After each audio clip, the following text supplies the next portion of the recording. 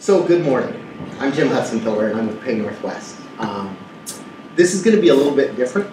Oftentimes we hear about death by PowerPoint, right? I don't even have a PowerPoint. This instead, with me, you get things a little bit backwards. So we're going to talk and I'm going to take a lot of notes and we'll write a lot of stuff down and then I'll put everything together and I'll send you a PowerPoint just with everything we've talked about. So hopefully my goal for this day is that each of us, all 5 of us, get 3, maybe 4 things that are valuable to us that we hadn't thought of before, or maybe a little refinement on something. Hey, yeah, I've heard about that, but never really thought it through in terms of how it might apply to me or my organization. And hopefully there's some value there. Make sense? Mm-hmm. Okay, good. So I put together an agenda, and I have to keep going up and down with my glasses, so don't mind me. My optometrist would love me to get progressives, but I'm worried about what they'll do to my golf swing. It'll put my head in some awkward position when you see the ball. But I'll start. So I'm Jim Hutsinpiller with Pay Northwest. My role at Pay Northwest, if you look at my business card, it says Employer Resource Advisor. It's a fancy name for sales rep. I have a long, extensive background in HR, benefits. You got those cards at moo.com. Moo.com? Moo, great deal. Yeah, they were less expensive than standard cards and they're the double weights. That's very nice. So check out Moo. Oh, wow. Yeah. Let's see. So I probably hold the record for the longest period of time to get an undergraduate degree at the University of Washington.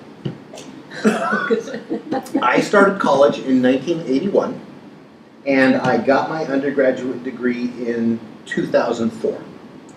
So it took me 23 years. Now I'm also one of the few people that you'll meet who got their master's before their undergraduate. So that's another wrinkle. I didn't know you could do that. Apparently if you finagle and lie really well, you can. So I did. I got my master's in 2002 and I got my economics undergraduate in 2004. Oh, that's great. So there's my surprising notes. So let's talk a little about employee engagement and kind of what it means. You know what? Why don't we all slide down? I think you guys should. Come down here, be with the rest of us. Bring the chocolate. Come on, Peter. I'm in with priorities. So what does it mean, an engaged employee? Involved. Participates, Good. Yeah. joins in, that's participating too. Have you had an experience where you ran into somebody that maybe surprised you and when you were a customer or something? And you thought, maybe you didn't think, oh wow, that person's really engaged. But maybe you thought, wow, that was great. Okay, I got one for you.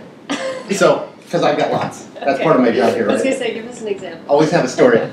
So I worked for Nordstrom for 5 years, in my younger years. And at one point, late in my career with Nordstrom, I was running the ladies' shoe floor in Spokane. It was a Saturday afternoon, and I was the manager, so I was out watching the floor, you know, handing out numbers and doing the thing.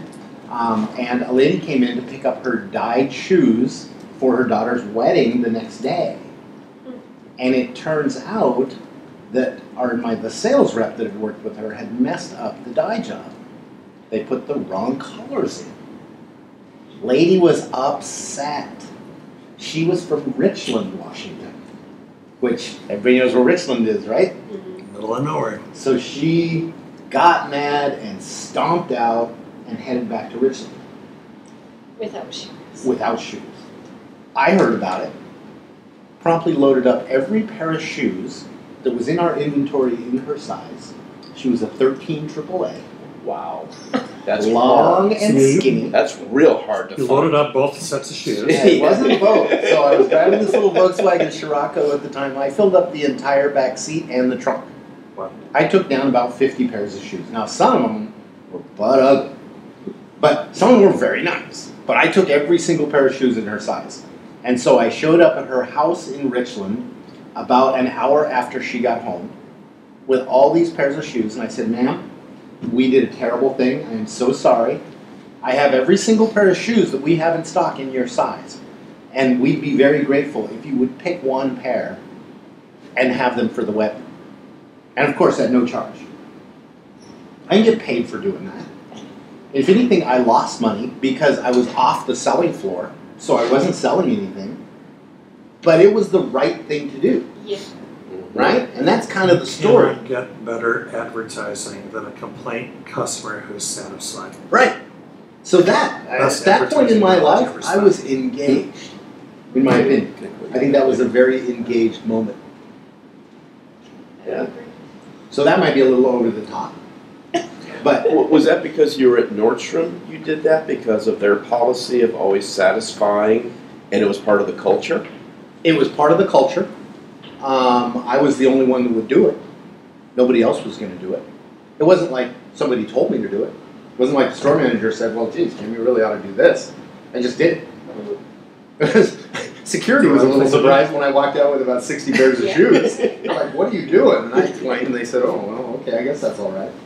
But that's an example of engagement, right? Somebody going above and beyond. What would be an example in home landscaping? Well, let's see. Somebody volunteering to work on the weekend when we're Good. not Yeah. particularly open on weekends, but sometimes you just have to push through. Yeah. So kind of going the extra mile. Yeah. Good. Something like that. Selling a job when they're just there on site doing something else.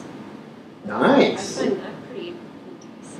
I love that. That's huge. Yeah. Yeah. Yeah, 'Cause so that's, you- that's somebody who's plugged in, right? Yeah, knows what we do and can potentially speak to the customer and sell something. That's fabulous. And just Yeah. doing it on his own. That's awesome. Yeah. Think of it, and like you walk into a retail store, and sometimes the clerks there's three of them standing over here, and they're all talking to each other, and you can walk around for a while That's and have my, nothing happen. And they Right? just keep on chatting. Yeah. that's my biggest irritation. Man. Yeah, these Yeah. people are not engaged. No. Best Buy, Just in Macy's. What about? Hello, Paul. Well, What about a restaurant? Right? Have you ever been in a restaurant and asked your server what they recommend or what's good, Mm-hmm. and how do they respond? Usually they have a recommendation. Usually. But the ones that don't, the class go, oh, everything's good here. Yeah. And you're going, okay, you're either not looking at the menu and going, okay, what are the most expensive things on it that I can push? Okay, I got it. Come on, but that's part of it. At least it's engaged. Or, hey, our special is awesome. Go with this special over that special. And they're telling you an honest opinion, and they've tried things. Yeah. I mean, that's cool. That's great. That's what you're asking for. Yeah, I like that. My dad is 93 years old, and he always asks the server, he said, "Oh, what do you recommend?" And I sit with him, and then I tell you, 4 times out of 10, I hear either everything's good, or I don't know, I don't eat here. I've actually heard That's that. awful. Actually, I had a stockbroker talking to me one day, and somebody that I've known for years, and we were talking about the market. He's trying to sell me to become his broker, and I go, "What stocks do you own?" I'm not in stocks. I'm in real estate. And I sort of looked at him and I went, "I don't want you as my broker. If you're selling me stock and you're not in it." Yeah. So tell me about your real estate investment trusts. Exactly, that's great. So this concept of engagement transcends what we just normally think of, right? It's pretty all-encompassing. So I think we can all agree engagement is being present and participating and understanding and thinking outside of oneself, right? Going beyond that box of being at the Gap and talking to my friend about what we're doing this weekend while this person wanders around and could really use my help. That sort of thing. Let's shift gears a little bit and talk about recruiting and hiring. So, sorry Paul, here's an agenda. And Paul, I explained to everyone before, I'm, as you know, somewhat backwards from most people. So we're going to have a discussion, and I'm going to take lots of notes.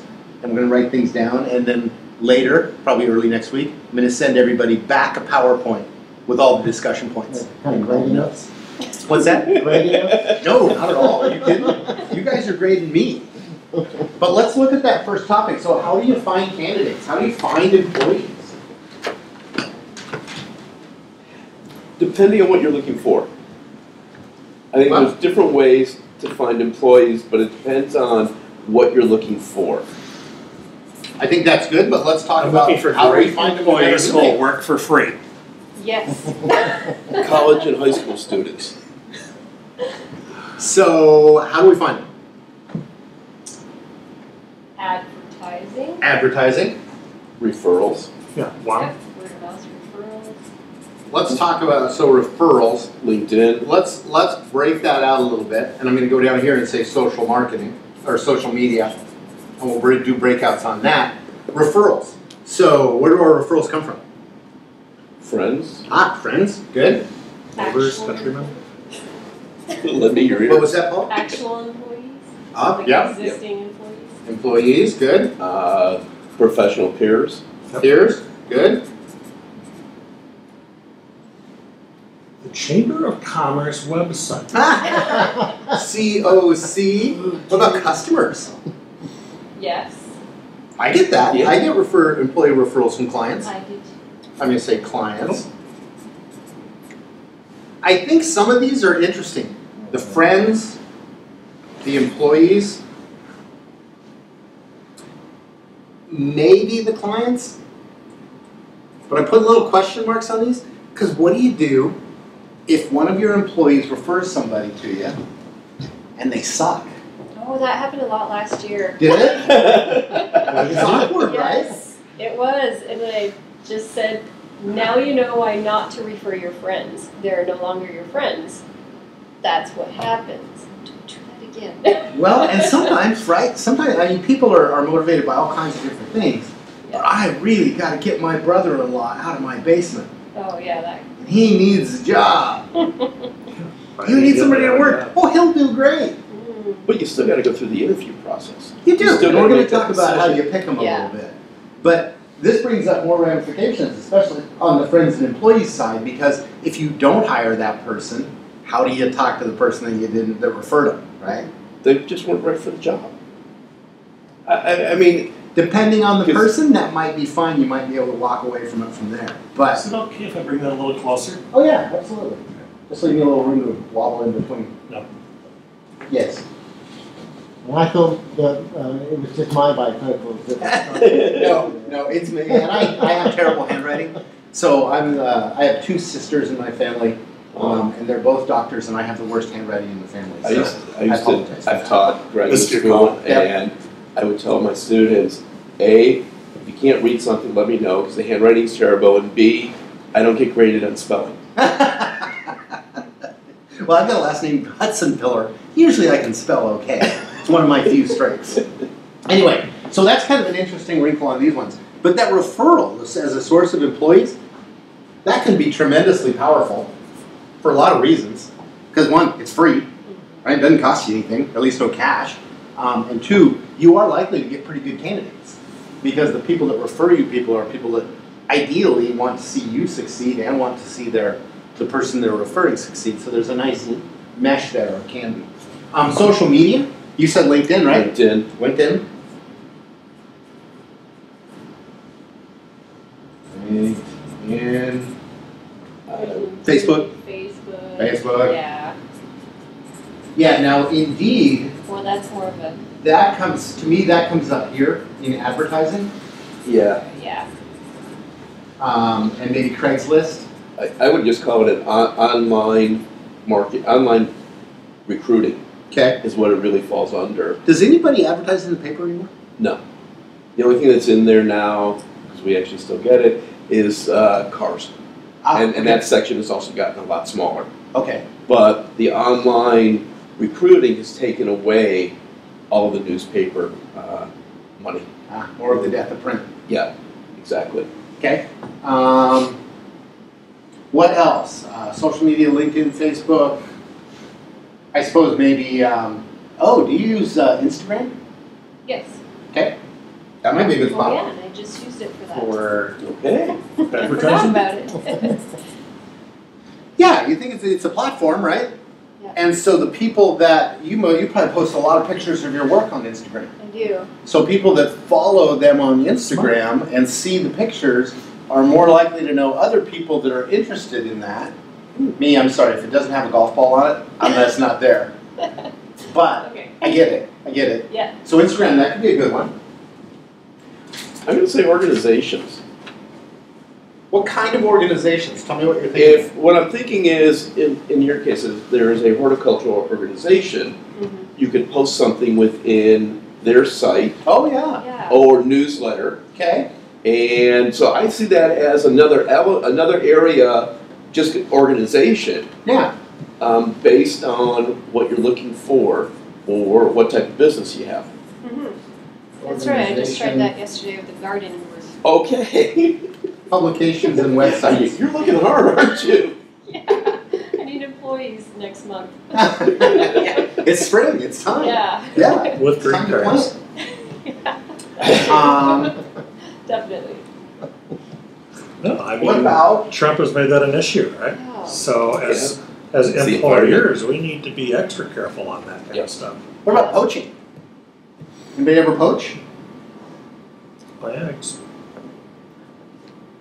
I'm a big poacher. I love. Well, that's okay, but that's looking for clients. I guess you do that with employees No, too. that's competitors. Okay. So 50% of Pay Northwest, actually a little over about 60% of Pay Northwest, is all ex-paychecks. Okay. The problem is we've run out of people we know because we took all the good ones. That has double benefit for me because then I get all of the unhappy clients at Paychecks calling me saying, you know, Paycheck service has really gone down. And I say, oh, you know why? Because Gabby and Mike are both here now. Oh, I can be with Mike? Absolutely. Anyway, I digress. But poaching is a good source, Mike right? switched over? What's that? Mike switched over? No, not girls. Not Mike. Different Mike. Mike. Different Mike. Mike, not Mike. Not Mike. Okay. Mike. Yeah. It's Michael. Anyway, think about construction. So if I was a framer right now, hard to find framers, right? Hard to find anybody in the trades, but hard to find framers. Skilled ones anyways. Exactly. So if I'm a framer and I'm on a job and there's another job 2 blocks over, I'm watching those other framers. Oh, yeah. So I'm going to spot the good one. And I want to catch that guy afterwards and say, hey, see that you did quite a bit of work yesterday. Yeah. What are you making? Right? It's a war. It It's a is. battle. And that doesn't always lead to the most engaged employees, but it can be a good source. Recruiters. Yes. Right? That's an option. It's Maybe not so much in some segments as others, but it deserves to be on the list, I think. My wife would thank you. And kind of as a subset of recruiters, and this might be interesting to you, temp to hire. Oh, okay. So you can bring somebody in from an agency, right? They're on the agency's payroll. You probably pay a little bit of a premium for them. Maybe you normally pay, I don't know, 13 bucks an hour, and when you get them through the agency, you have to pay 16 bucks an hour or 17 bucks an hour. But it's purely variable cost. And you can say, yeah, that one didn't work out. Don't send me that guy again. Or, hey, that one was good. Send them back next week. Yeah, and clone them. And then, and send me more just like that. And then you can have an agreement with your agency to say, man, after such and such period of time, I can bring them on at no charge, or I can bring them on at this fee. That's what they're there for. Yeah. Anything else on how to find that we didn't think What about? about colleges? Colleges or high schools? Yeah. Okay, that's good. I didn't even have that on my list. Especially for what time? Yeah. And summer. Yeah. Summertime. 2 Yeah. months. Good. Yeah, we don't really want you after that. Great. But we'd love for you to come back next summer. Yeah. Yeah, that's huge.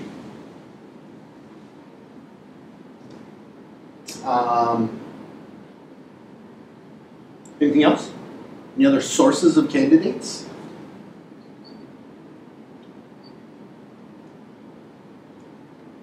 This Put is out a a small sign. one, but Put out a sign. that's exactly what I'm writing down.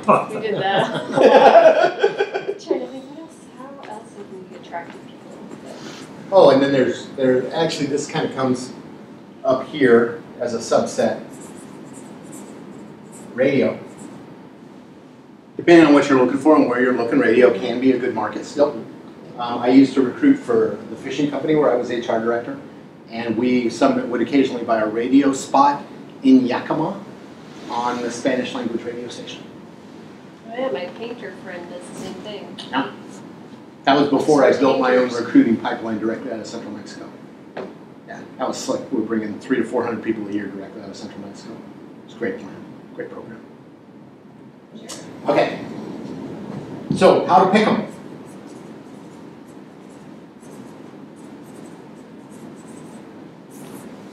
Scott, you said interview, right? Mm-hmm.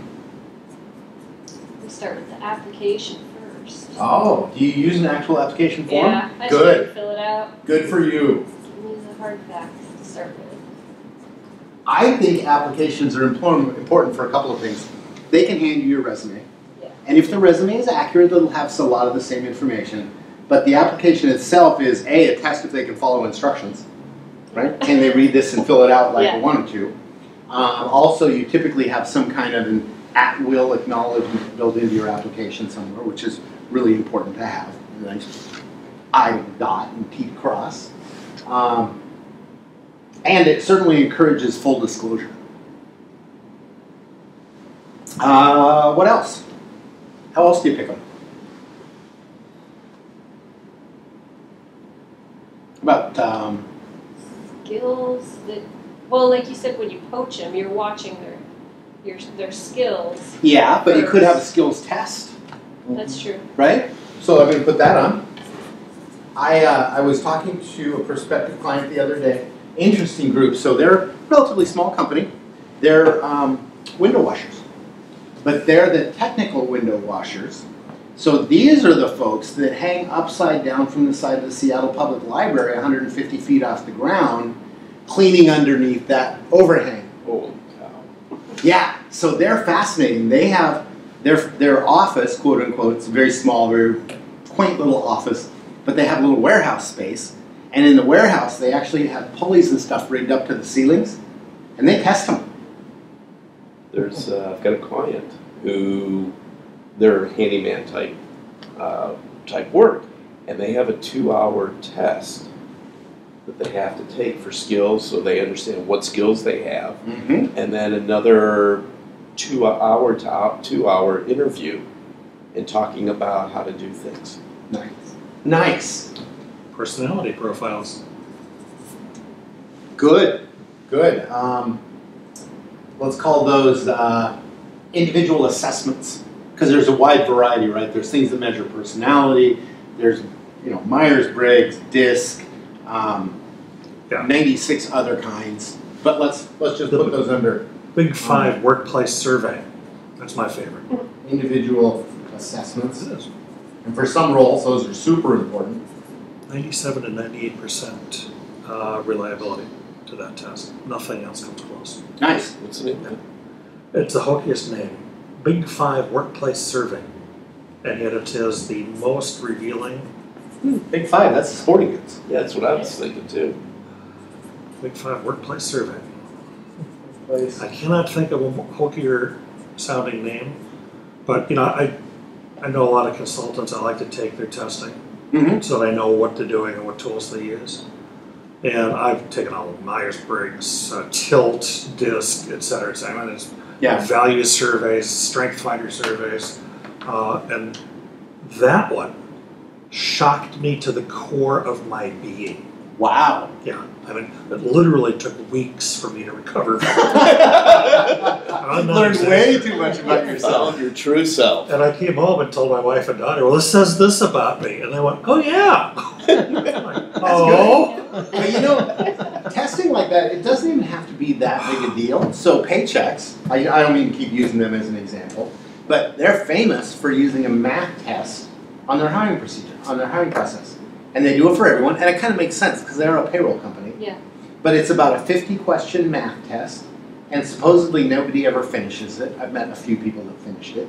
But what they're really looking for, rather than purely the quantity of answers that you give, is how many wrong answers you give. Right? How many did you guess and get it wrong?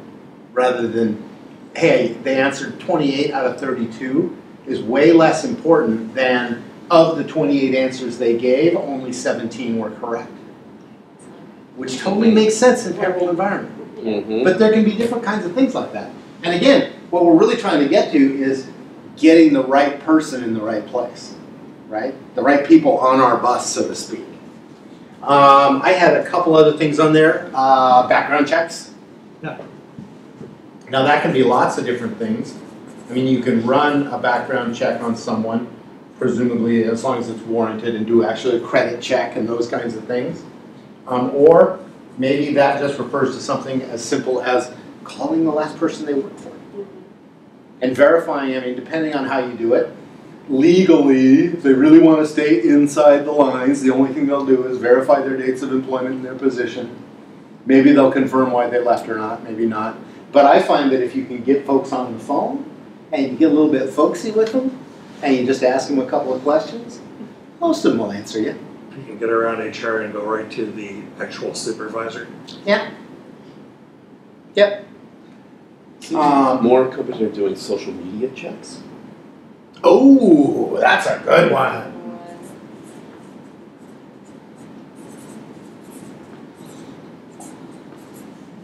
I like that. Now, one thing, I always do that, right? Or always did it when I was in that role, but I never told them.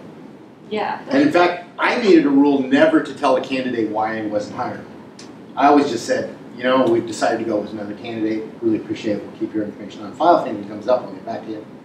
We're going with another candidate. We don't know who it is yet, but it ain't you. Or something. Right? But I don't like to argue with people. And I don't like to have fights.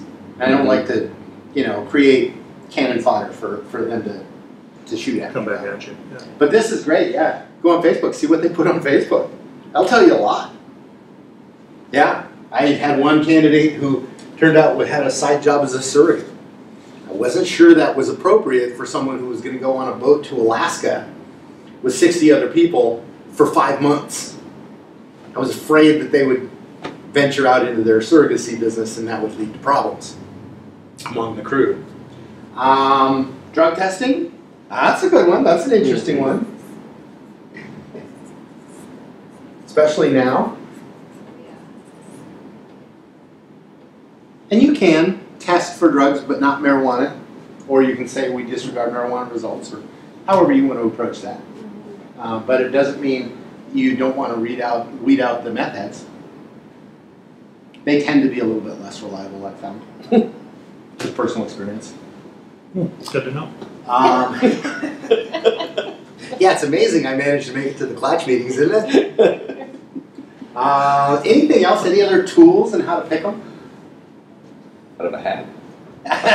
Random chance. Then spin the wheel. Yeah, we try not to use that one. Okay, well that's a pretty good list. Yeah.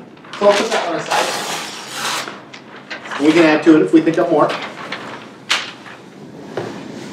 So does anyone agree or disagree with me that employees function better with responsibilities, understanding what their authority is, and having goals?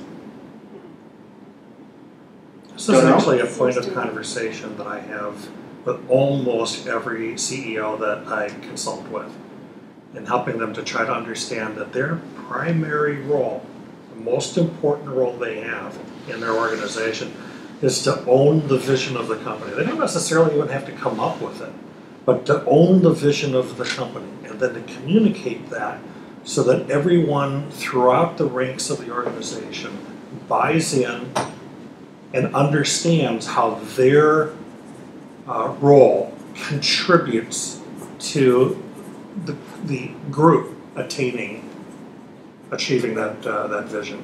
I like that. That last piece is very often missing, right? Yeah. It's like, here's the vision, and here's what you do, but how you connect those dots, well, who knows? I like it. So employees need to understand. So that employees understand their contribution toward achieving that vision. So how do I get involved? This kind of implies a definition of role and responsibility. Yeah. Yes. When you say, There has to be guidelines. okay, People have to understand what they can and can't do, what their role is. And why it matters. Yeah.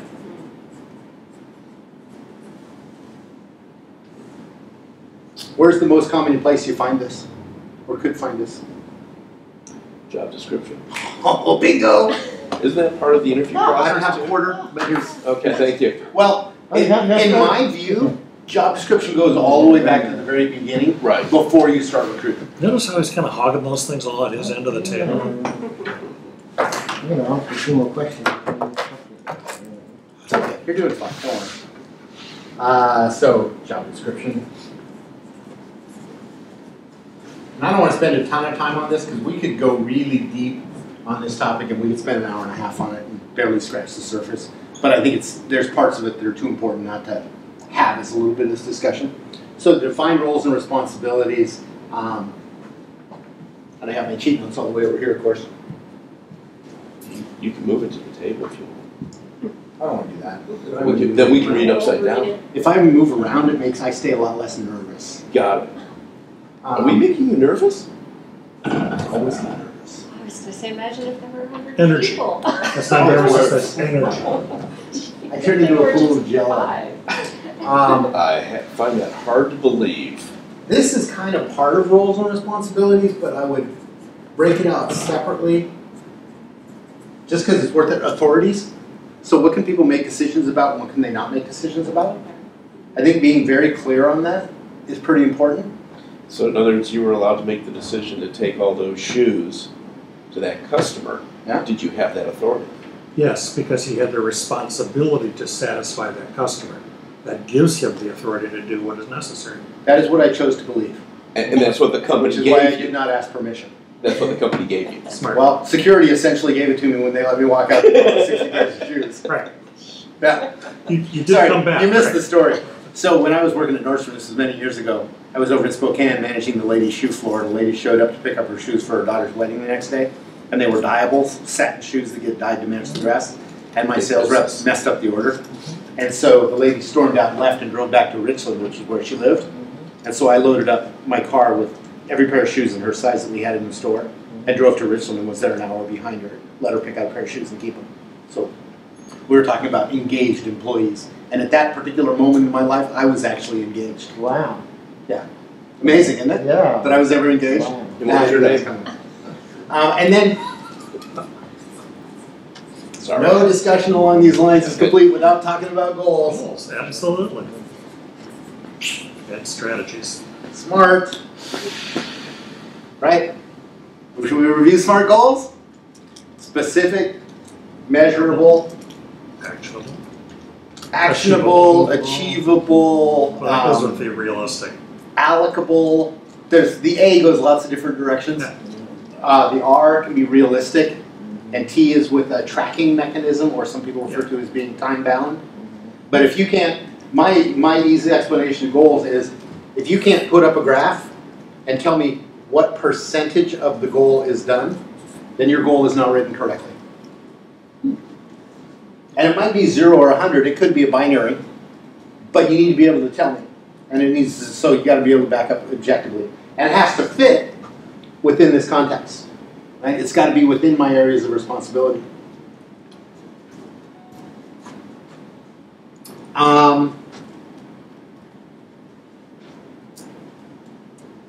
What about in terms of other things? So this is all, this is really management 101 kind of stuff, right? What about in terms of the communication management piece? Green, I want to use purple. I'm a husky. 2 times, although for a really long time, as we know. No, 23. Thank you very much. 1981 to 2004. We talked about the one thing that would surprise people about us. So mine was, I probably hold the record for the longest period of time to get an undergraduate degree at the University of Washington. Started in 81, got it in 2004, so 23 years. You beat me. Yes, that was my goal. Let's talk about organizational practices that stimulate engagement. So I'll give you a couple examples to get us started, right? How about open door policy. Oh, I hate that one. Do you hate that one? Why do you hate that one? Well, it's just me, and I hate leaving the door open. Ta-dum-bum. That's funny. Thank you. But you have an open door policy. I do. You had a client who felt your door was very open to give you feedback on someone that you'd referred to them. Yeah. This is kind of a basic thing, but do you have one and do you use it? And is it done well? Your handbook. Handbook can be a tremendous tool for educating people, for giving them culture, for building that engagement, understanding the organization. I got one for you. War stories. War stories. Ooh, yeah. No better way to communicate the values of the company than to tell war stories. War stories. What about if there's a book written about the company? I just stretched that out and said company history. Okay. Knowing the history, where that comes from. That's really good.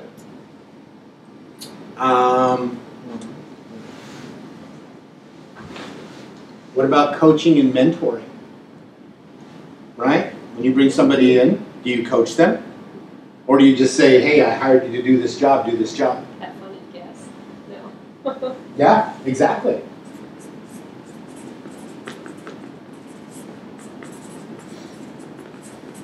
I was blessed when I was in the fishing business for about 3 years. I reported directly to the CEO. His name was Terry Gardner. And he was a wonderful coach and mentor. Better, much better than I realized at the time. He was giving me books to read, and I didn't understand why he was giving them to me. Things like Edward de Bono. You guys ever read Edward de Bono? I knew you would. Yeah. Okay, I don't know what that means. Because you're a smart man. Oh, there you go. Edward de Bono wrote these great books on tactics and strategy and things. And I didn't realize I was being coached and mentored at the time. And groomed. But I was. And as I came to realize that, I realized he cared, and that kind of furthers engagement as well, right? Mm-hmm. What else along these lines?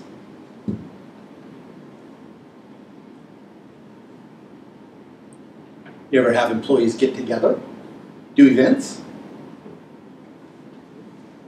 Okay, I'm going to give that a fancier title. I'm going to call it team building. But team building has lots of different forms. I've done some, have you ever done those survival exercises where you go divide into small groups and then you get a list of materials that you have on hand and then you collectively decide as a group how to, first you decide as an individual how you're going to survive. So one of them, and I should explain this better. So one of them is a helicopter crash in the Cascades. So you're in a helicopter, you've crashed, you have these 17 items. We'll rank the items in order of importance for your survival. And so you go through that and do it on your own. And then you divide up into small groups. Better helicopter. And you do it as a group. That's not on the list, Oh. but it should be. Anyway, but then you do it as a group. And the theory is that never, ever, ever should the group ranking be worse than the average of the individuals. Because as a group, you should always have better thinking, always better dynamics.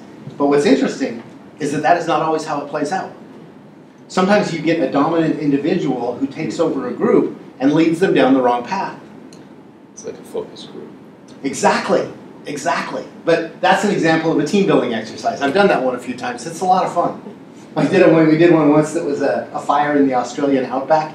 And one of the engineers took the group completely down the wrong path because he was absolutely convinced that starting a backfire was the way to go. So his most important item was the can of gasoline. You're in a fire. Anyway, but team building can be lots of things, right? So going to a football game, or having a picnic, or just having everybody, end of the day, it's Friday afternoon, you put a six-pack out in the garage. Yeah, we go to sushi happy hour once a month. There you go. Same thing. Exactly. Beautiful. I went to a client a couple of days ago, and it's a small manufacturing company, and he's got a keg of beer. Right? Mm-hmm. They make heat exchangers, and one of their major client segments are breweries. And what they are doing is they are creating a Indoor pub? they are creating a micro brewery in their back closet, basically. Mm-hmm. And yeah, and I'm like, wow, that's kind of awesome. And you're going to use that as kind of a sales thing because you're showing off your heat exchanger and that. And he's like, no, just kind of. No, it's just for fun. That's funny. I think you were going to say he's stimulating demand by creating alcoholics. But that's good. I like that. Other things along these lines, and I'll go kind of fast here and then we'll take a little short break. Call it what you want. Evaluations, annual reviews. Performance reviews, that's good. Performance feedback. I'm just going to call it performance feedback. Lots of people call it lots of different things. Again, if you're going to do this, obviously it needs to tie back to this. I don't know if this falls in there or not, but the two best bosses I ever had one characteristic in common, and that was at the end of the day, they made a point when I was leaving to go home of saying, "Good job today, Pete. Appreciate all you do." All right, deserves a special mention. Good job. Yeah, good job. Simple thank yous. Yeah. Don't Listen, underestimate the how power of those. And then this is one more that most people don't think of in this context. Benefits. Benefit. Bonus. Enrollment / explanation.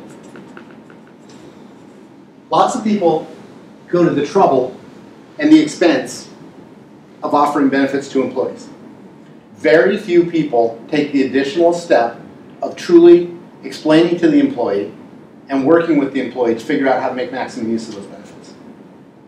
They also they usually don't give you what it's costing the company for those benefits, so the employee can have an appreciation of, what he is saving. Item number 9. Thank you, Scott. If I had a quarter, I'd give it to you. Boy, I'd be up 50 cents by now. You would. Total compensation, I'm just going to say display. Or value. Sorry. Value. I would say those are kind of interchangeable in that context. No, I was saying total compensation value Okay. instead of display. We're good. Yeah, it's just a question of how you show it. Yeah. But being able to show that, very powerful. What about transparency? So along that vein, I guess, the transparency. So transparency, not only in so transparency in terms of how the company is doing, or transparency in terms of how decisions are being made, Okay? or just basically telling people what's going on and why it's going on. That's a good one. That raises interesting questions. Do you want your employees to know your gross revenue? Why wouldn't you? Some people would say it's not good because the employees don't truly understand all the underlying costs and think I'm getting rich off them. Because I happen to have a $2 million gross, but they don't know that I have a $1.5 million nut to keep. So, do you go full disclosure, do you not? This is a good question, and it's a great point. And it ties somewhat back to the open door thing just a little bit. And part of that is how you fit in the company's goals. Right. Goes back to also that. And what your goals are, which goes back to what your defined roles and responsibilities are. Right. So, here's an example from my present life where I was very unengaged. So obviously my role at Pay Northwest is increase revenue. So my job is to find prospective clients who might be a good fit for us, find out if they are, and then see if we want to work together. The more I sell, the more I get paid, obviously. Very common, and we're going to talk more about pay in a minute. There's one particular, so we have some rules about companies that we will and won't work with. So we don't work with any companies in anything to do with the adult entertainment business, for instance. But we are not afraid of legal marijuana companies. There are very few other payroll companies doing work with legal marijuana companies. I found a place where I could advertise in a magazine that goes to 75% of the investors in legal marijuana companies in the state of Washington for a mere $500. Wow. And I was like, Mike's my boss. I said, Mike, I want to run this ad. And he looks at me and he says, nah, we're not going to do that. And that's all he said. No why, no thinking, no nothing. Here I've got this role and this responsibility, and placing a $500 ad is outside my realm of authority. I don't teach you that. So I went to get permission, and now I've got this incongruity, right? You told me to do this. I've got a great way to do it. This is incredibly cheap, but you're saying no. Now all of a sudden I'm disengaging. So that comes to your transparency as well. Maybe if you were taking the time to explain to me more, I might not have been so disengaged about it. And of course I get over it. Obviously a guy gets over everything. But an interesting note, right? These are good. So let's talk about, for this I need green ink, rewarding employees. That's a fun part, right?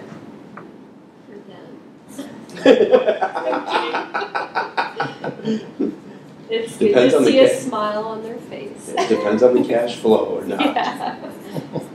So let's talk about compensation that is money. Bonus, commission, Oh, that kind of thing. you're getting that. Yeah, let's get to that. So let's say Wages. one, wages. Yes. Might be salary, might be hourly. But it's pay. This is what I get for being here. Now, let's start on the list of others, because the others are where it gets fun. Yeah, the commission, the bonus. Oh, commission, good.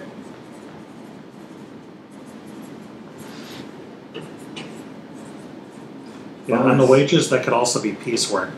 Oh. Good point, Peter. Those elves in your basement. Yeah, I did that. I lasted 2 weeks. My first job was doing piecework. Piecework almost falls into the commission bucket. Almost. But it's subject to minimums and guarantees and things, so it kind of doesn't. But it's a little bit the same thing. Bonus, let's talk about bonus. When you say bonus, what do you mean?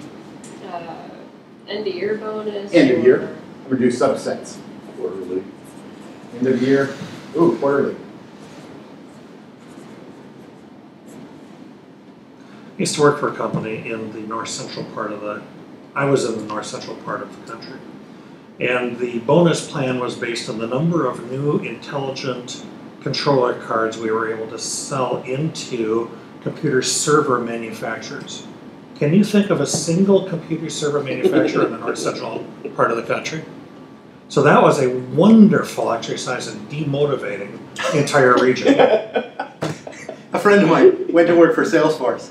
His territory was Eastern Washington, North Idaho, and Montana. Eastern Washington, okay. Montana, really? You need Salesforce to keep track of your cows.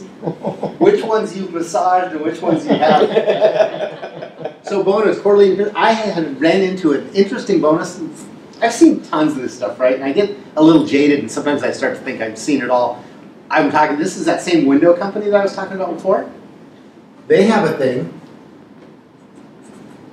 called bonus hours. And when somebody does something cool, random, whether it's for a client or another employee, somebody on the management team can say, hey, that was awesome, I'm going to give you 2 bonus hours. And they just pay them for 2 hours.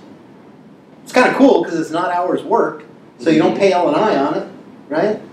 So it's dollar for dollar kind of stuff. It's still You can do that. taxable earnings. Oh, sure you can. You can do anything. Now, if you start to get discriminatory about how you do it, then you have problems. If you give bonus hours to all the Italians and none to the non-Italians, okay, that's problematic. Why? Oh, okay. The Sicilians will come after you. That's right. It's a mafia thing. Sorry, I'm probably going to get an email tomorrow about my inappropriate comment, right?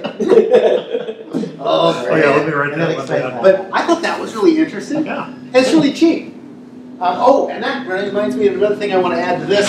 Organizational practices. Employee recognition within team. So we started a new thing last year. We call them the high five cards. So when you see somebody do something awesome for you as a fellow employee, or for a client that's a little bit out of the norm, or whatever random thing, we have these little high five cards. You pull out a high five card, you fill it out, and you hang it up over their desk. My son has that as a school. Yeah. Yeah, it's just a way, and it's a silly little thing, and it costs you nothing, but I've got 6 of them hanging up in my cube, and I'm proud of them. Well, okay, I'm proud of 5 of them. There's one that's kind of tongue-in-cheek that I'm not particularly proud of. But anyway, My so first job out of college was for a chain of jewelry stores, a very rapidly growing chain of jewelry stores, and they were unique in the country in the way they approached the marketplace. One of the things that made them unique is there were no commission, it was non-commission sales. And they genuinely wanted their people to satisfy, to take care of that customer, not to just make a sale. And so how do you motivate people that are on commission, right? So we used to just, we would get point of sale things, and on every Saturday morning we'd have a group meeting, and one of the things I'd go over is what people's total sales were for that week. And it was to create and stimulate competition, but not to overstimulate the competition to the point that they were just trying to close sales with customers and not really concerned about the customers. So it was a balancing way of trying to accomplish that. that's good. Yeah, It's fun. that is fun. Here's Some another of one. our part-timers outsold some of my full-timers. You think of that way, the full-timers. Well, it's embarrassing because, the part-timers are selling the nickel and dime stuff. That stuff adds up. You get somebody that can sell earrings and necklaces and watches quickly and close on them quickly. And, you're used to spending hours with a diamond sale, or you've got somebody over there at the jewelry case cranking this stuff out. But it's interesting. And you don't get that until you sit and you share those numbers. Yeah, it's absolutely true. Yeah, I sold books for the Southwestern Company one summer. It was a disaster, but I survived. I stuck out the year. But yeah, we had those weekly sales meetings. I was always at the bottom. Brutal. Spiffs. Have you ever heard of spiff? Yep. Used to sell shoes, and if you sold 2 pairs to somebody, you got a spiff. Yep. Spiff is a couple of bucks, or it's a reward for specific behavior. Yeah. You could do a spiff for, we'll give you a $10 spiff for every plant that you replace, where you put in, where we sell a new plant to a client. Now, I don't know if that gets the right behavior, but it's just a theoretical example.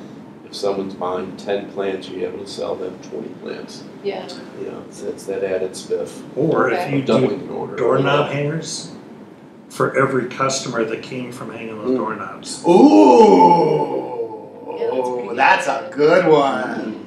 Nice, Peter. You've been in the pizza business, haven't you?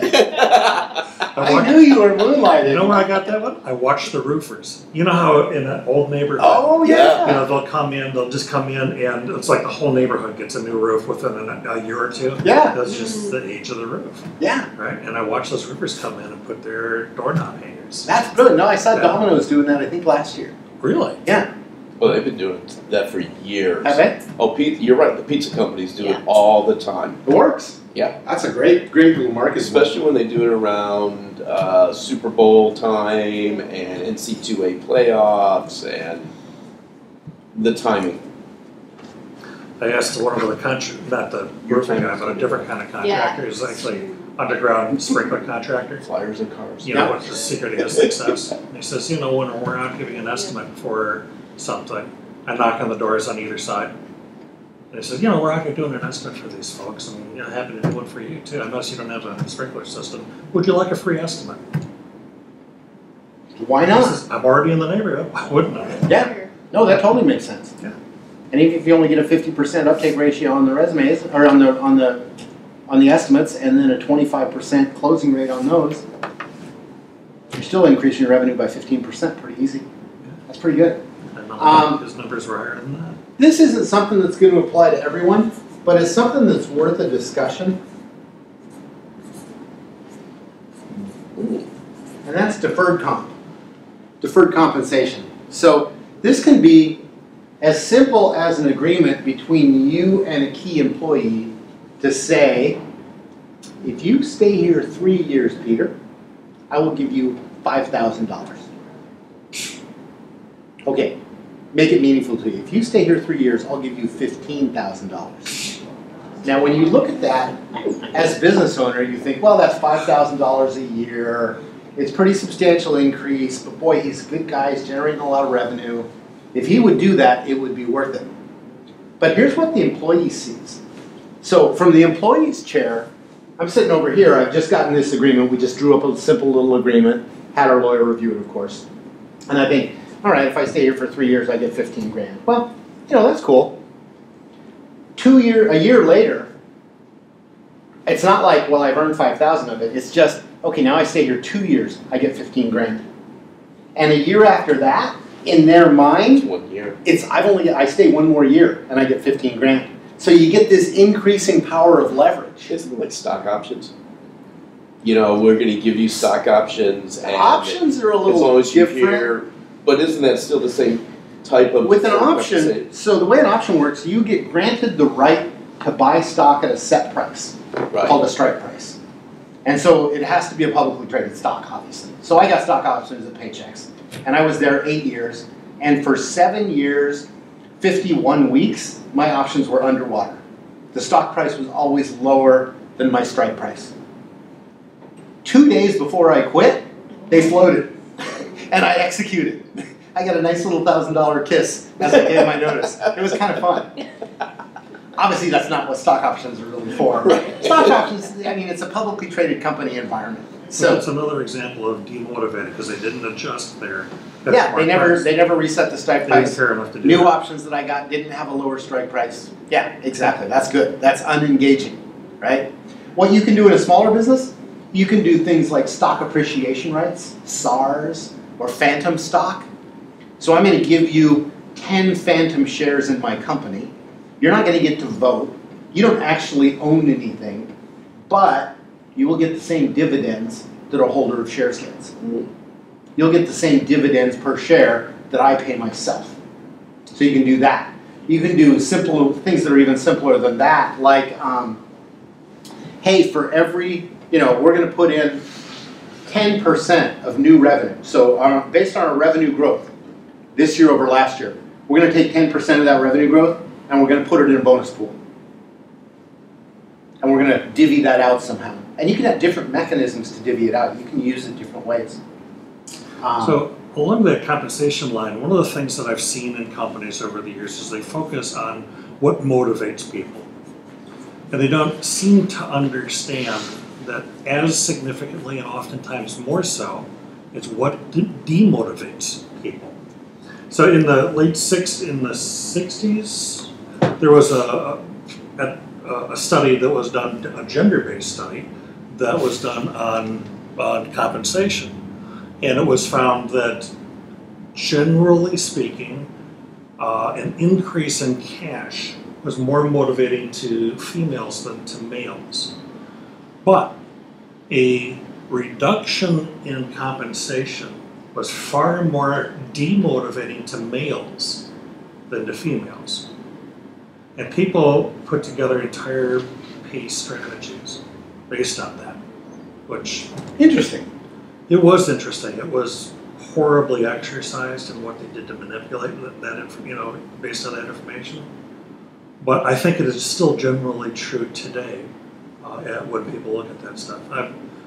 I am less motivated by an increase in compensation than opportunities for development and growth. Well, and I agree. So with me, just making more money is not that big a deal. But winning is a big deal. I like to win. I don't like to lose. If I make more money, that's great. Have you thought about taking up golf? I have, and I've discovered it's the game I can never win at. So I love it. Because you can't ever win. It's it's a lifelong pursuit of an unattainable goal. Much fun to stick at red hot pokers in your eyes. No, sometimes better. You can also take this deferred comp all the way out to a full-blown Section 409 plan, which is a full deferred compensation plan where you give senior employees, and you can pick and choose. It's not like a regular benefit plan where it has to be the same for everybody. We could be a company right here, and Peter, you could decide that you're going to put 20% of your salary into the deferred compensation plan. That means you don't have to pay tax on it right now. It goes into a fund, maybe it goes into life insurance. It still has to be subject to the general creditors of the business. Otherwise, you've constructively received it and you get taxed on it. But there's some options there. And then you can have company contributions that go in as well. And they can be random, right? They don't have to be equal. They don't have to be the same percentage of pay for everyone. In these 409 plans, also called top hat plans, you can kind of do almost whatever you want. And you get out to that level, you should work with a professional in doing it. You've also got retirement plans. Yeah, we're going to come to that. Okay. We're going to come to that next. We're going to talk about traditional benefits in just a moment. One more thing I want to say on this. Oh man, 10 minutes, not much time. Okay.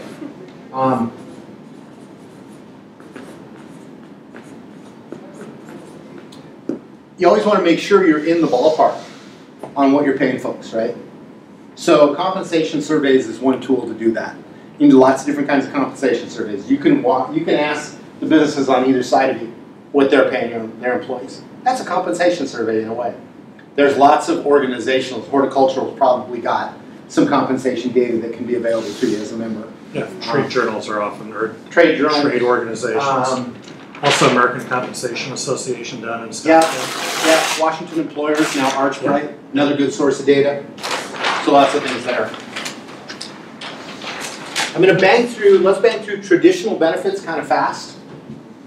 Because it's the non-traditional, so that's where the fun's going to be. So traditional bennies. Some of these things are kind of hygiene factors, right? And everybody's familiar with, that's not Maslow's hierarchy of needs. What's the hygiene factors versus? No. Okay. I don't know what book you've been reading. I'll send it to you when I remember. Anyway, so I have a hierarchy of needs. What hierarchy are you talking about? Well, Maslow's hierarchy of needs, but then there's the theory that some things are hygiene factors, some things are necessary for survival, and some things are what are referred to as hygiene factors. And then there's another layer up, which is more fulfillment factors. That is Maslow. That is Maslow. Is that Maslow? Yes, Security Okay. needs, safety needs. Yeah. And it gets up to self-actualization. Yeah, but there's a different one that actually refers to hygiene factors. I'm Okay. just making up that term. You're making Anyway, it up. same concept. Yeah. So traditional bennies, we think of medical, dental, right? And there can be other things go along with that. Retirement plans, another good one. Retirement plans is one that's sometimes not fully understood and not leveraged like it could be. Here's a great retirement plan example. So I knew this guy, and he ran a Burger King up in Marysville. Big Burger King, always staffed by high school students.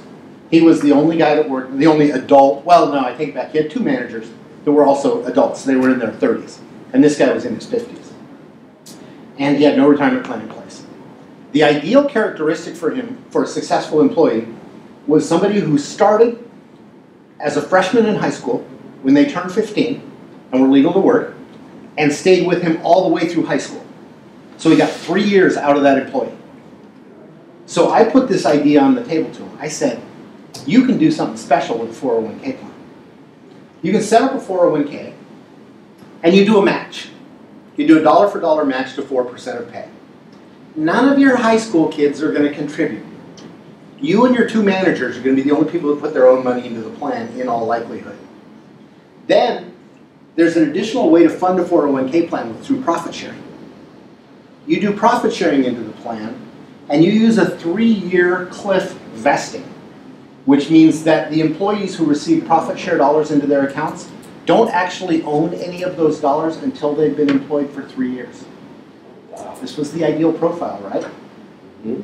So if I quit at 2.5 years, the money that was in my account from profit sharing goes into a forfeiture pool. The forfeiture pool can be used to pay for the expenses of the plan, or it can be reallocated to the people that are still in the plan, and the way it gets reallocated is based on earnings. Who makes the most money? The owner. The owner was pulling a salary of 90 grand out of the company, right? The two managers were making about 40 each. The rank and file, you know, if they made $6,000 or $7,000, they were right up in the upper third. So he had this giant, it was this giant funnel where all that money was going to end up in the owner's pocket, tax deferred. It's huge. Brilliant. Really, he didn't go for it. It's too complicated for him. Either that or I just didn't explain it very well. Anyway, retirement plans, working with the right professional that knows them, can be huge.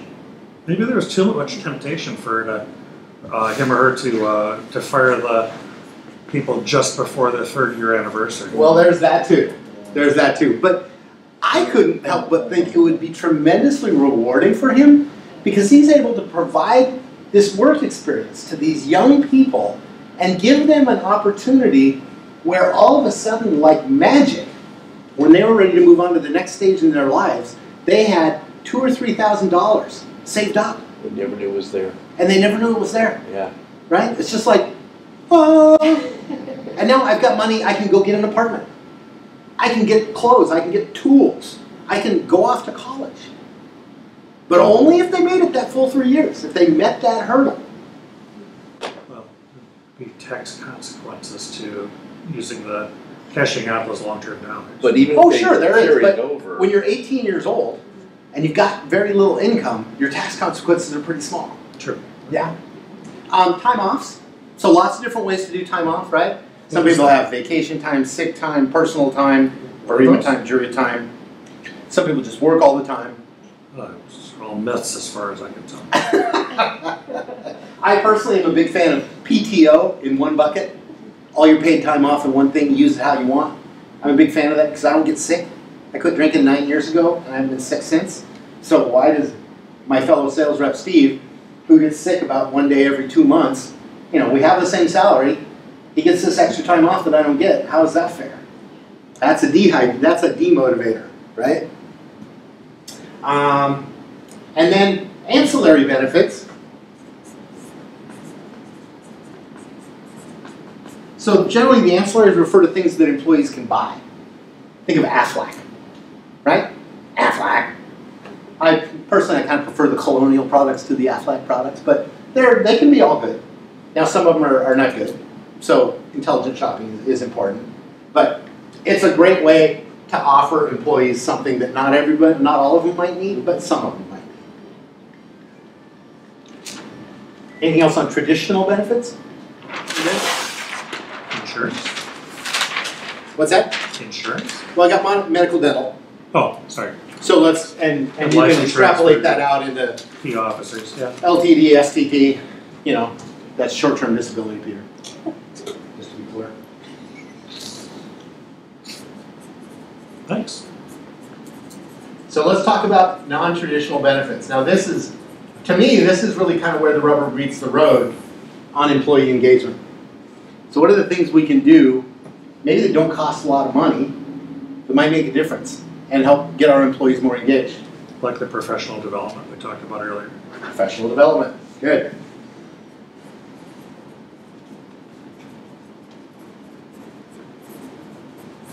Education.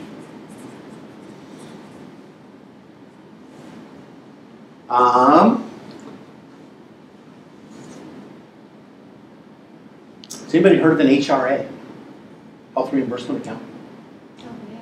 Okay, so there's these, and I put these under non-traditional just because they're a little bit different. So there's FSA, HSA, and HRA. 3 different types of accounts. They all work a little bit differently. Flexible spending, FSA, is a way to take money from your check tax-free. So no income tax, no Social Security taxes. The back-end benefit for the business is when the employee doesn't pay 7.65% Social Security, neither does the employer. So this gives employees a way to set aside money, pre-tax from their check, to pay for qualified medical expenses and for dependent care expenses. An HSA, the wrinkle to the FSA, it can be employee and employer funded, but it's a use it or lose it year-by-year program. So if you put money in that thing, you got to spend it. It's not for what ifs. It's for expenses that you're definitely going to incur. But it can be a huge savings. Employees can put $5,000 in for dependent care. So that saves, income tax plus Social Security for them. So in order to have $5,000 to pay my daycare on an after-tax basis, it probably takes about $6,500 of my earnings. Whereas if it comes off the top, it takes $5,000 of my earnings. Big savings. Big savings. It saves about $1,500. Generally, depending on the tax bracket of the employee and how many kids they have, oftentimes the FSA is better than claiming the dependent tax credit on your tax return. So that's a good one. Health savings account. Health savings account kind of works the same way. It's a way to set aside money from your check tax-free for qualified medical expenses only, but you have to be on a high deductible health plan. But the beauty of the HSA is it rolls over from year to year, and as long as you use the money from that account on medical expenses, you never pay taxes on it. If you do use it for something else somewhere down the road, then you pay income tax plus a small penalty. But this money rolls from year to year forever and grows like another retirement account. So you can start this HSA, especially if you're young, if you're in your 30s or something, you start one of these HSAs and get it compounding. That's a big deal. And you just never touch that money.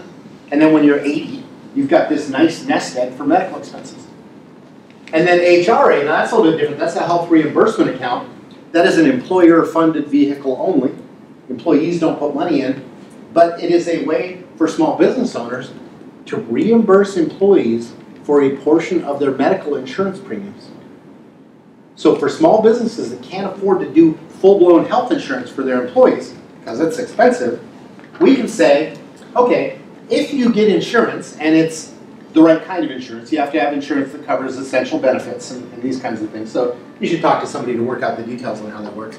But you can set a budget and say, for all of our full-time employees, people who work more than 35 hours a week, we're going to reimburse you up to $200 a month to cover the cost of your health insurance.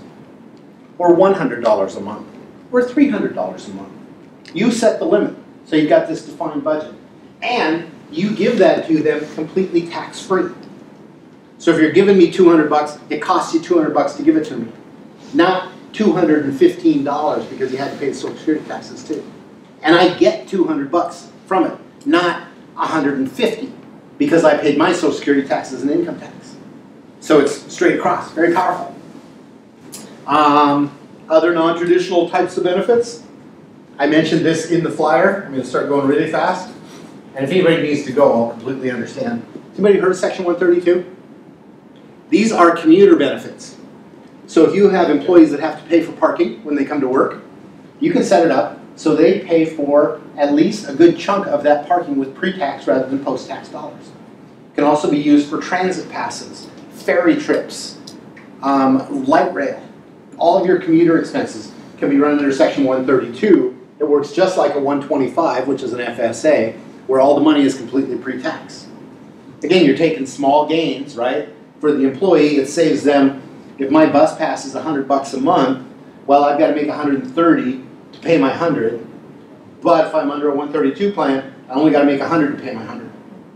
So it only takes 10 hours of my labor instead of 13 hours of my labor. So can that be, one of the issues that we have here in the Valley is affordable housing. Mm-hmm. And the employees here in the area can't afford to live here in the area. So they're all coming in from Auburn, less expensive Kent. places. Yeah. Can this be used in that to reimburse them for their transportation costs? So costs of parking, common transport, so like buses, yes. But not their vehicles? Not their vehicles, not mileage. Okay. But this is a big one for businesses that are in downtown Seattle or in Bellevue, where you're paying 200 bucks a month to park. Why not pay it pre-tax instead of post-tax?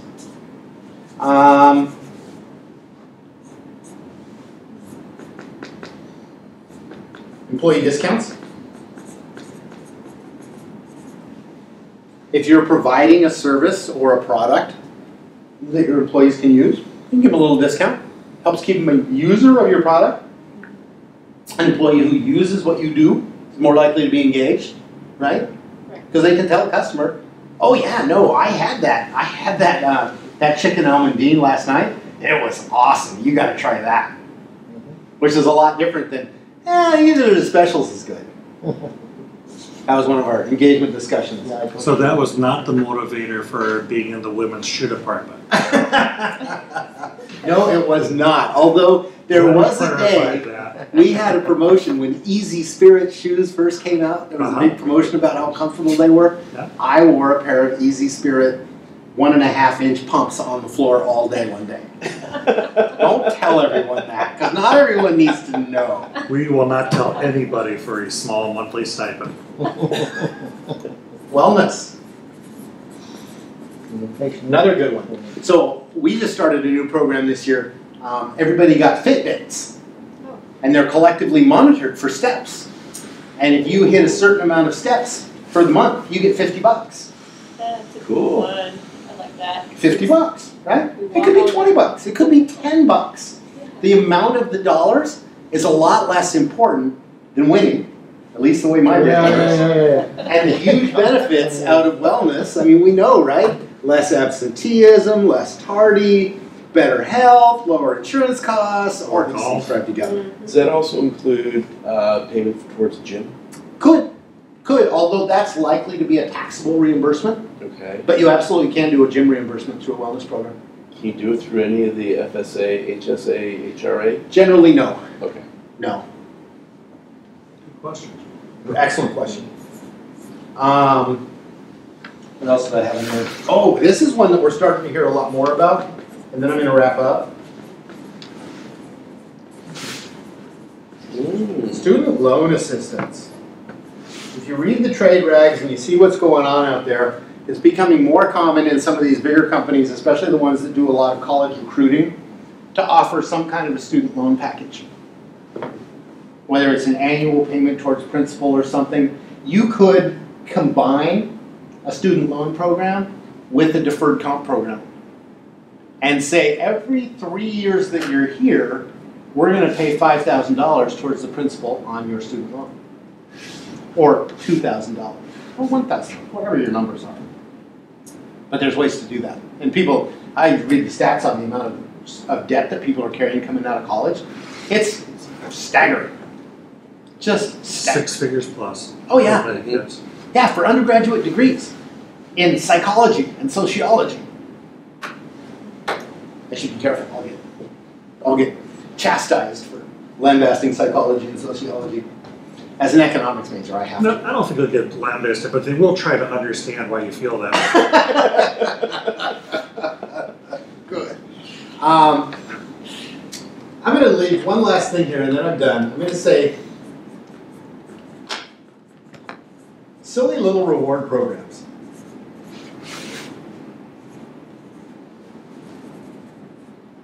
That bonus hour thing, that kind of falls under the silly little reward programs, because it's like, you know, if I make $12 an hour, you give me a bonus hour, it's $12. It's $12. I'll bend over to pick up $12, at least for a couple more years. Eventually I'm going to hit the point where I won't pick up any money if it doesn't cover the copay for my chiropractor. But little reward programs that are tied back to job descriptions, responsibilities, company success. One of the things I was thinking about, books on tape. So my friend Terry, who gave me the Edward de Bono Tactics book, right, trying to mentor me and coach me. If I've got an employee here, and I know she commutes from Bothell, right, got quite a commute. What if I give her a book on tape, and maybe it's something of an educational business type nature? Rosetta Stone CDs. Rosetta Stone. Maybe she's expressed an interest in, you know, I'd really like to help take us international, and I really want to see, I would really like to market our product in France. Oui. If I don't speak French. Here's a Rosetta Stone book on tape, CD, whatever, to learn French. That might be a little extreme, but there's tons of good reading material and educational material out there. And under silly little reward programs, I mean, you've got different kind of events that you can do, little contests, things like that. Just things that line up incentives, being careful to watch for the demotivating things, like you talked about, Peter, and things that make sense. So one last Paychex example, and I'll be done.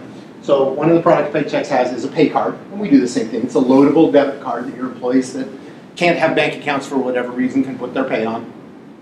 Paychex wanted people to use more of these debit cards because they make money on the product. And so for their client servers, their payroll specialists who talk to clients about doing their payroll, They said, okay, all you guys, we're going to put a spiff on debit cards. All you have to do is get the client to fill out the paperwork that authorizes debit cards to be offered to their employees, and we will pay you some money. The theory was, if the client did the paperwork, then the employees would magically start ordering the cards. Well, what happened was that a couple of really smart payroll specialists figured out, oh, I know how to do this. And they started calling clients and saying, you know, we aren't quite done with your account setup. We have one more form that you need to fill out. I know you've been with us a couple of years, but we've been audited, and this form is really important now. So please fill out this form and return it to me. One guy made $25,000. And no cards were ever issued Oh for my his gosh. accounts. Yeah, 25 grand he made. So when you're designing your silly little spiffs and things, just think everything through as carefully as you can.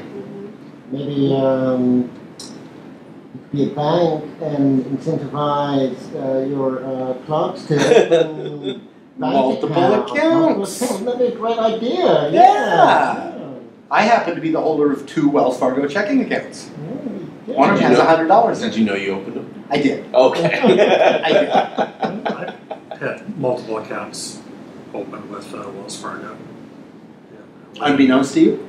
Yeah, went in and basically said, what the hell? Oh no, mine was knowing.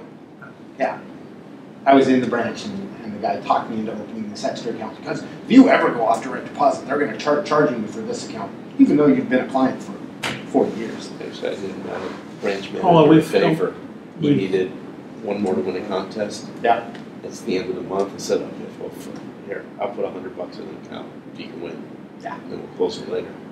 We've kept you Yeah, past our we've gone due past. time, and I'm sorry for that, but That's okay. thank you so much. Peter shut me up. We hope this, Thank you. Well- No, I thank you all for coming. Yeah, That was well, really Jim, fun. Jim, this is one of the better ones. Thank Good, you very much. good, excellent. there's some Like I said, I hope we marketing get, guy. you know, if we each get 3 or 4 nuggets that we can take away and go back and do something with, then that's made this day totally worthwhile.